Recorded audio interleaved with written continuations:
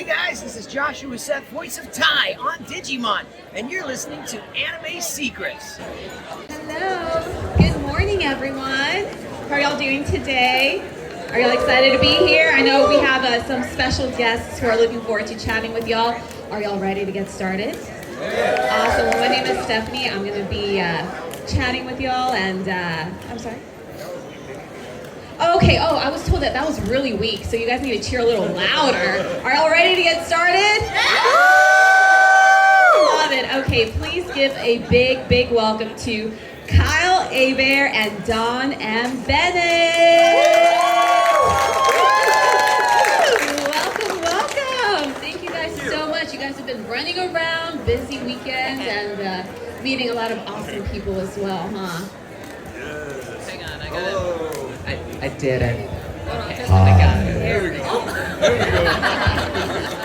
Hi. I love this. How are y'all? Welcome to Pasadena, Texas. We have so many people here from all sorts of parts of town from Texas. Houston, Katy, Pearland, Sugarland. So how have y'all been doing? Fantastic. I love the turnout. I didn't know what to expect when I go to Animeverse. I've never heard of this con. And then you guys came out in droves. It was so cool. Yes. And so many here today too. So the support has been outstanding. I've had a great time meeting everybody. And you know, of course the guest lineup is awesome. So we're meeting and hanging with our fellow colleagues and friends. So it's a win. I love getting to come out to these and see everybody. Y'all are so cool. Especially that Kefla cosplayer over there. You look amazing. What's up, Kefla? Oh, they're posing for a photo. Hang on, everyone go look. No pressure. No pressure! But yeah, no, I love coming out to these and seeing all my old friends. And I'm from Texas, so it's great to be back. Yeah. We love you, Kefla. Hi. So have y'all been able to explore a little bit around, or have you gone to some restaurants? No. We gotta get suggestions from y'all, right? Where should they go? Whataburger. I mean, I grew up in Dallas in a suburb called Mesquite. So yeah, I know all about Whataburger and Taco Bueno and Waffle House. I have a feeling you and I went to the same Whataburger and Taco Bueno and Waffle Probably. House, because I'm also from Mesquite. Yes, yeah. Went to different high schools. Okay. Generations apart, because I'm in my 50s and I know you're not. So. I grew up with your voice. Oh my God, you're too old and all. That's cool. I love hearing things like that. Like, you were my childhood. It's like, I did not anticipate that. Becoming a voice on Dragon Ball Z and all the stuff since then, because I made a career doing what I love, and then everyone grew up. Now they have families of their own, and they're bringing up the next generation of weebs and nerds, and it's awesome. It's awesome to be a nerd and a weeb and all that stuff, because we have this great community and culture. I love it. I feel like it's exploded. Like so many decals on cars nowadays. Yes. Like that's like the big thing for me. I'm like, oh my gosh, so many decals. We were on the way here and we passed a truck that had nothing but Super Saiyan stickers all over the. It was like there's Vegeta, there's the Goku, there's wow. I see where they're going. Hopefully they're here. I've also seen more and more wrapped cars, like with graphics on them. Like especially in LA, like lots of Goku cars. Lots, absolutely. I want to see some license plates like Super Saiyan or Kamehameha. I love that. So let's go back in time a little. I always like to learn. Yeah, let's learn religion. Yes, I love that effect. Yes. So where did you grow up, and when did you get bitten by the entertainment bug of voice acting? Oh, We'll start with Dawn. Okay. Yeah, like I said, I grew up in Mesquite. There's not a lot in Mesquite. Like there's like a mall that Ron Howard used in a film once. Townie small. Yeah.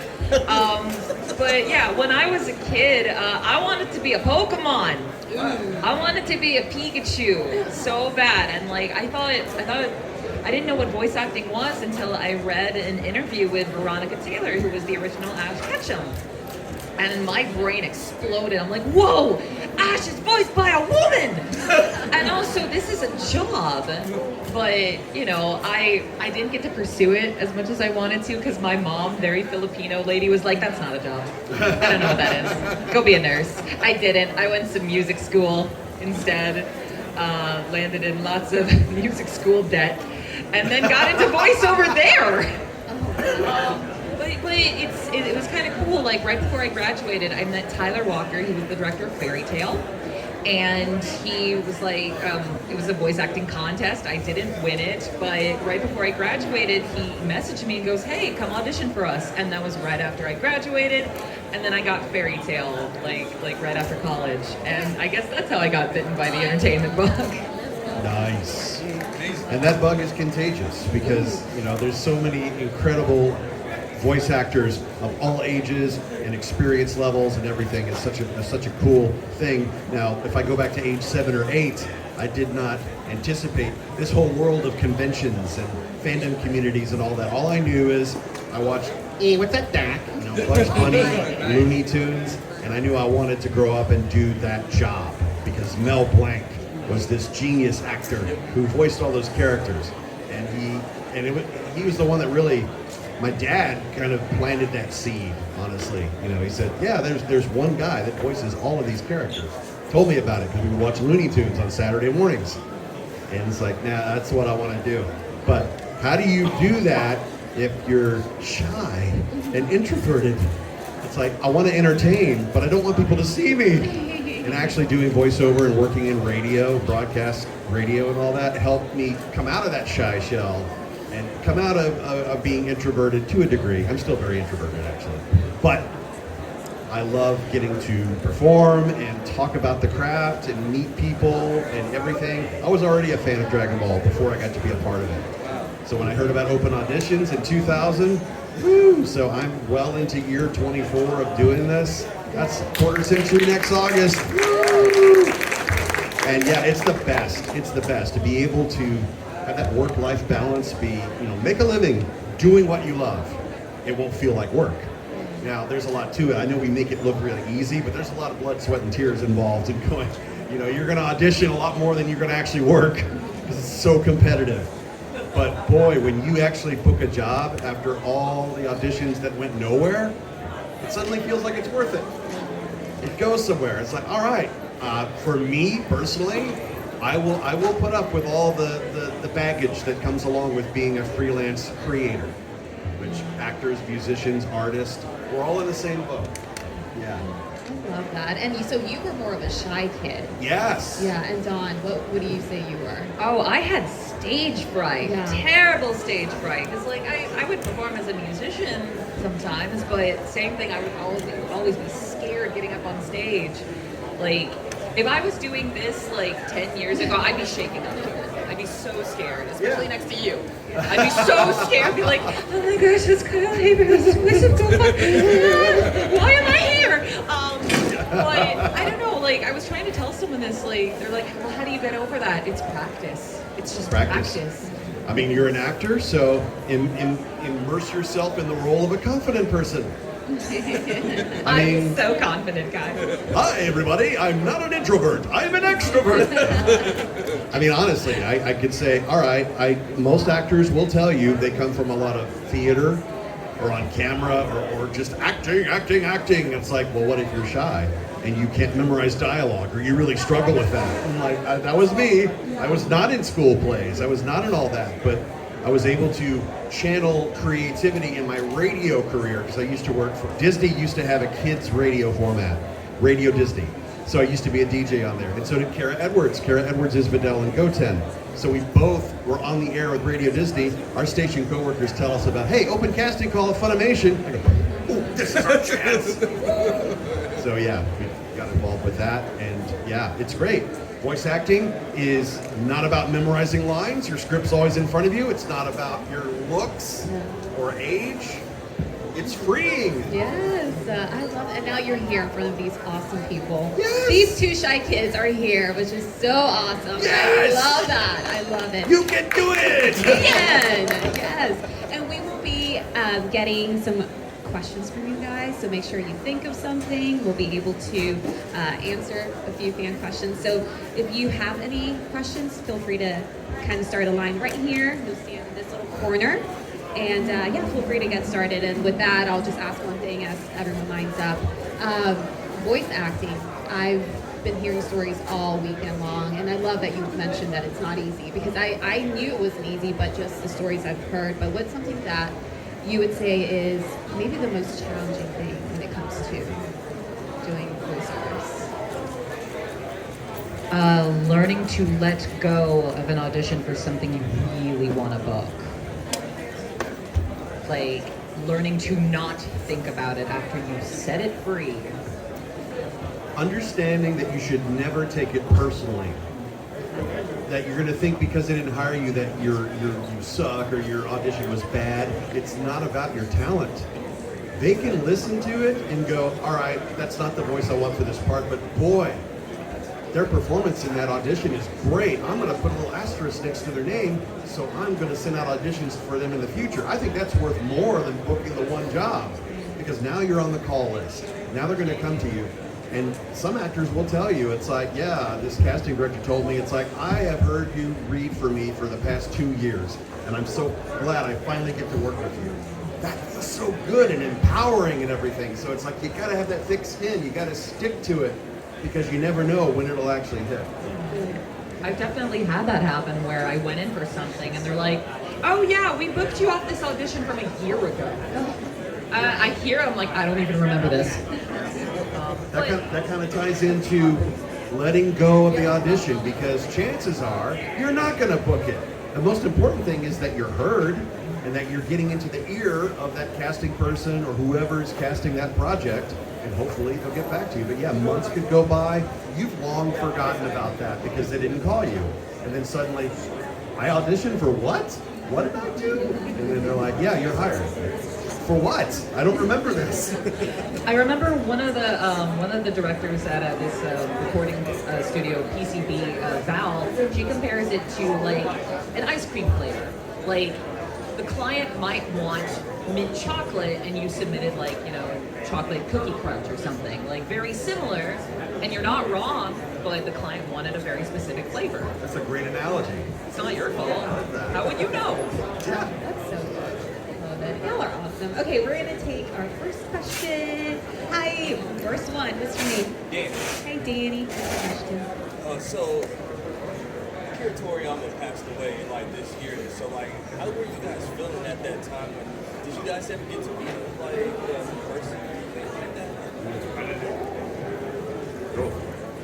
Unfortunately, I did not, but it hit really hard because like I grew up with it, and like it changed my world forever. Like I loved Dragon Ball as a kid. I remember being a kid and trying to scream so I could go blonde, and that's how I made friends. I mean, you guys know. But you know, he left behind such a legacy, and like it hit really hard. I was actually live streaming with my friend Ed Bosco, and I'm like, I need a minute. Like this hurts a lot. Yeah. So He's your guys' dad, basically. yeah, he's our anime dad. Talk about introverts. I have a feeling he was very introverted. He was very private. That much is sure. And like no one knows necessarily what sort of health issues he was struggling with or any of that stuff. But can you imagine a world without Dragon Ball? I mean, we wouldn't have these jobs as careers, and we wouldn't have the great storytelling and the characters that everyone, a worldwide audience of all ages and backgrounds, can embrace and all that. So yeah, it was a gut punch. It's like out of nowhere, and suddenly this creator that literally changed the lives of everyone, whether you're a viewer or someone on the industry side, even people that haven't worked on Dragon Ball can still feel that impact. Yes, sure. Yeah. Good question. Thank you so much. Hello, what's your name? Christian. Christian. What's your question? My question is, as voice actor starting from zero, where would you recommend me to like start building a portfolio, like a demo reel, like where to get my foot in? Great. So there is a website called iwanttobeavoiceactor.com. It is run by D. Bradley Baker, who works in like everything, I think, at this point. Everything. Yeah, everything. Like, I'm sorry, like, This is very, well, kind of niche, but like I just found out he's Lion from Steven Universe. Which I love Steven Universe, but he's also like, you know, the fish from American Dad and like all the clones in Clone Wars. Like, he's amazing. He has this website. It is like the Wikipedia of voice acting, where it's all these resources that you can check out on like where to begin and like what classes to take. And also just he answers all of your voice acting questions on there, like if you're starting out, what equipment to get, and if you are ready for a demo reel or not. I will say on the demo reel side, I would recommend working with a coach, because then they can determine where you're at skill level wise if you're ready to start making a demo. Because when you put your demo out into the world, you want it to be your absolute best. This is you pitching yourself to directors, to agents and all that. You want to make sure you are at the top of your game. So you really have to be ready for it. With that, I would, like coaches and classes, I would recommend Charlie Adler is fantastic. He's worked in cartoons for forever too. Richard Horvitz, I feel like most people know him now as Moxie from Hell of the Boss. So yeah, I would start with those three. I want to be a voiceactor.com, Charlie Adler, Richard Horvitz. Great Everything advice. goes Great advice. Hello, what's your name? Ishma. Hello. What's your question?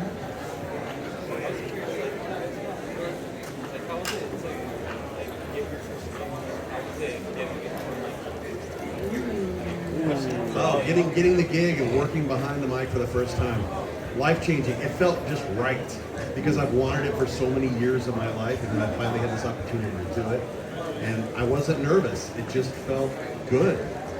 Now, most people are just overwrought with like, oh my God, oh my God, oh my God. And for whatever reason, it just felt awesome to go in and audition and then actually get the call. It's like, hey, we're gonna hire you. And everybody starts with like bit part voices, right? Because they want to see if they can direct you, if you can handle doing the lip sync stuff, that's key. In anime, you're dubbing to animated stuff that's already animated. They can't change it to match your performance. You have to fit within the confines of what that animation is. And it's a very technical skill. And unfortunately, you can have very talented voiceover people that don't really get it. They have to have the sense of rhythm and timing and all that. It's kind of a juggling act. But I guess I fooled them. I do that. Take it till you make Great it. for me. There you go. Take it till you make it. So when I was in college, I went to a music school and I got to work with a bunch of engineering students who needed to learn how to work with voiceover. And I didn't know at the time, but what I was doing was dubbing. Because we were replacing audio for just like movies that already existed, like The Incredibles and Inception and all that. And well, like it wasn't official; it was fan stuff. It was a school project. That's the fun part. Yeah, some people still think I'm Kari from The Incredibles just because I did a student project for it. But I'm like, no. But what I didn't realize is that gave me the practice I needed for labs. Yeah. I had no idea. Yeah. So when I went in for this contest that Tyler Walker was judging, I was like, oh, this is really easy, actually. Yeah, ADR, automated dialogue replacement. This is what the live action people do all the time. Because when you're filming something, there's planes going over, cell phones going off. That audio is 99% unusable. So movies filmed on IMAX cameras, like Oppenheimer or Dark Knight and all that, every actor has to come in and dub it, and if they're not available, they get voice actors to voice match. So they have to come in and match the lip sync for every show or TV show you've ever watched, every movie. Are you allowed to say, like, have you voice matched people? I feel like, I thought you had. Are you allowed to say? I think I have. I've done bit part stuff, but I did voice match Seth Rogen on a video game. Spiderwick Behind the Chronicles. scenes. Because honestly, sometimes the voice actors are too busy, honestly, or they just turn their nose up and it's like, I don't want to work on that. So they are voice matches. We come in. So yeah, everything you've ever seen You've heard moments where it's not who you're looking at on camera. That kind of blows my mind. This is inside scoop. I love it. Is it? It's like Tom Hanks's brother voices him as Woody in like in Kingdom Hearts. Jim It's Hanks. not Tom. All the Woody Jim. toys. Yeah. That's not Tom Hanks. That's his brother. It just Jim he Hanks. sounds like him. Yeah. So it's a twin brother. Okay, that makes sense. And Buzz Lightyear, all the effort sounds, it's Pat Fraley. Pat Fraley he was Krang in the original Ninja Turtles. Great voiceover coach, by the way, so I recommend whoever was asking about, who do I learn with? Pat Fraley, another great character actor. But yeah, and he gets residuals from Toy Story because he did those things that Tim Allen didn't want to do. Falling with style. He didn't say that line, but you know, all the toys of Buzz Lightyear, all the that's I realized we went off the rails a little bit with the answer. I catched it. squirrel. Where? Thank you so much. Thank you. Hello. What's your name?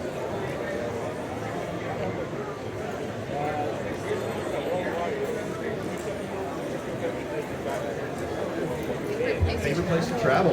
Ooh, Like, that's a good one. Like for cons? Like, yeah. Or anywhere? Just in general. Travel. Come back to me. I can't. Oh, think okay. of it. In my con travels, because I can't really afford to go anywhere. We're actors. But the cons, which thankfully, blessing, they pay for the travel, they pay for the hotels. And you know, we go to these events, sometimes worldwide. So yeah, I went to Puerto Rico this year, and Kuwait, and Trinidad, and like, what?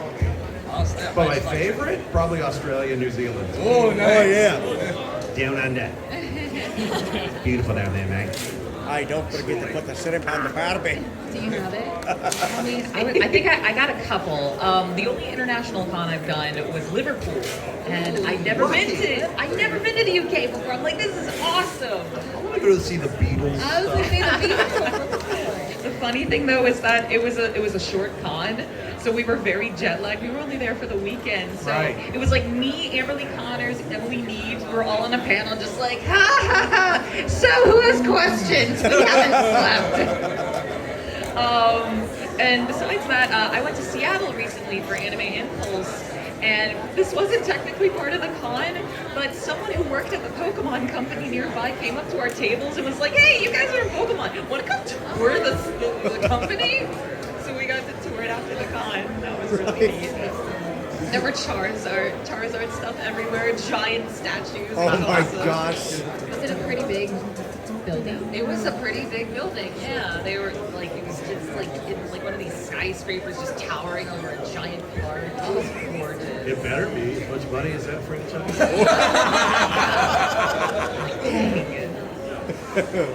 Thank you so much. Mine. Hello. First of all, big fan. Huge fan. My question is to be a little bit different. So are you guys going to be working on the new series? Oh, Dragon Ball Daima. Yeah. Are we going to work on it? I don't know. If they happen to reach out, I mean, yeah, they're in non-disclosure agreement. We can't talk about it if we are. But I'm being 100% truthful here. I didn't see Gohan in the trailer, so And that's why I asked. Cliffhanger. Because again, especially, you know, you assume. you would assume Gohan. But hey, Gohan wasn't even mentioned in the Broly movie. It's like he was a complete oversight. Like, where's my guy? You're looking at it compared to the series. Yeah, I don't know. All I can say is I've seen the trailer like everyone else has, which is beautiful animation, and I know Fathom Events is putting the first 3 episodes together in 3 nights in theaters. Oh. So that's pretty awesome. I will go see that. But again, I'm not part of it that I know of. That I know. I mean, Hey man, I understand it's that NDA. I got you, dog. no, that's not how the Force works. Meanwhile, I'm like, fam, I'm in a different universe. I have no idea.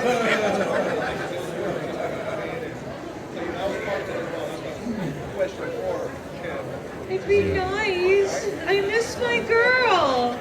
Whatever, I'm in Sparking Zero, it's fine. Yeah, that game's dropping next month, like in less than 2 weeks. Can't wait. Pre-order the special edition. You can play it early. Yes. I've done that. And yes, we've recorded a lot of hours of stuff. So, and did you play it at Anime Expo too? I was with you. Yeah, that's right. Yeah, Damon Mills, Frieza, he directed the game. So yeah, we all got to go to the Bandai Namco booth at Anime Expo this July 4th weekend past. We all got to play around like, oh yeah, this is good.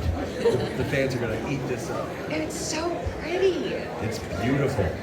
If you love Tenkaichi, and I was just button masher outside, but I played this new one and I actually won my match. I was so happy because I'm a gamer, but I'm a button masher gamer. I have no skill whatsoever. Did you do like the Dragon Ball Fighters thing when we did like the Super Saiyan Showdown? Were you there for that? I don't think so, but Fighters is my favorite game so far. Because like the poor audience, like most of us there were also button mashing. Just Like, button mash. like I think the only people who did actual combos was Damon and Justin Brider because they actually play fighting games.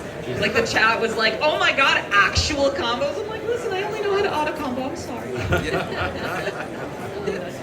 Oh, and then he even brought his own like controller, Or the arcade like stick. the giant one. Yeah. Some people are really hardcore. It's like, I don't know, the arcade stick costs more than the game. Yeah. We have another question. Hello. What's your name? Steve. Okay, what's your question?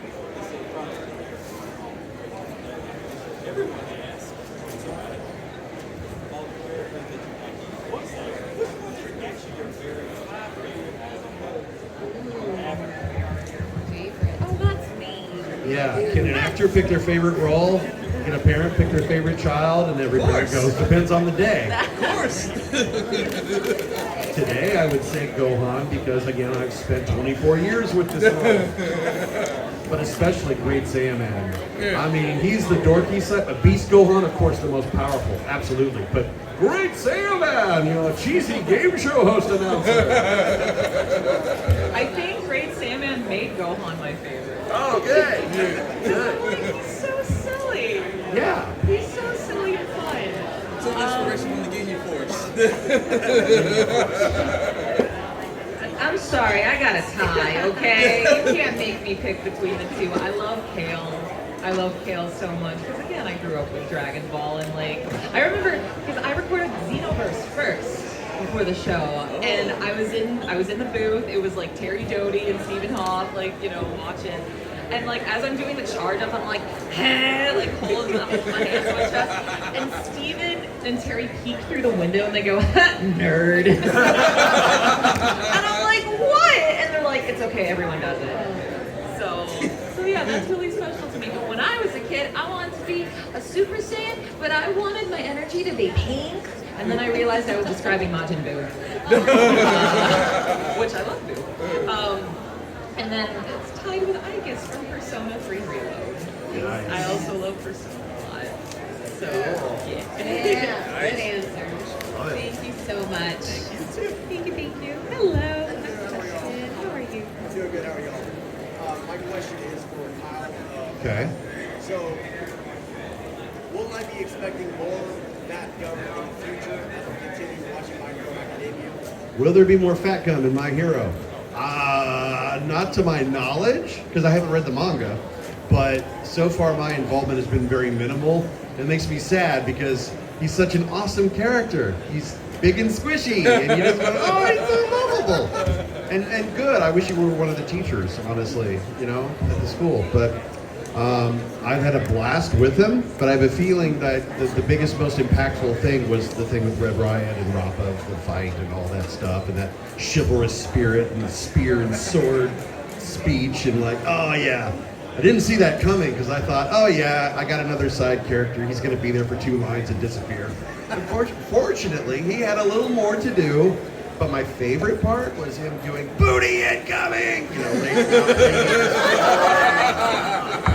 Like that's a big butt coming this way. I was not expecting that one. Thank you so much. Thank you, Kyle. Thank you. Y'all are awesome. Awesome. Everyone, please, let's give a big round of applause for Kyle Hebert and Don and Bennett. Thank you so much. Y'all are awesome. We had for so much having fun. us. And you will be back in your booths signing autographs. Back So make to sure the to booth. stop by. And yeah, thank you so much. And how can we keep in touch with y'all? Social media, Instagram? Socials, man. Follow on the Insta. Ooh, yeah. And Hashtag tweet. follow. Yeah, I'm at Kyle Hebert on Instagram, and I still use Twitter. I will not call it X. Kyle Hebert. Yeah, Instagram, Twitter. I stream on Twitch at Don M. Bennett VA. Oh, you do? Okay. Go on with your own bad self. One word on Twitch. I never have time to do it. But TikTok, Kyle Hebert VO. I sometimes do live streams, and I play metalcore music and answer questions and do the voice and all that. Awesome. Kyle, Don, thank you so much. And thank y'all for your questions. Let's give it one more time. Kyle, Don. Thanks for coming and supporting us, guys. Appreciate it. Thank y'all so much.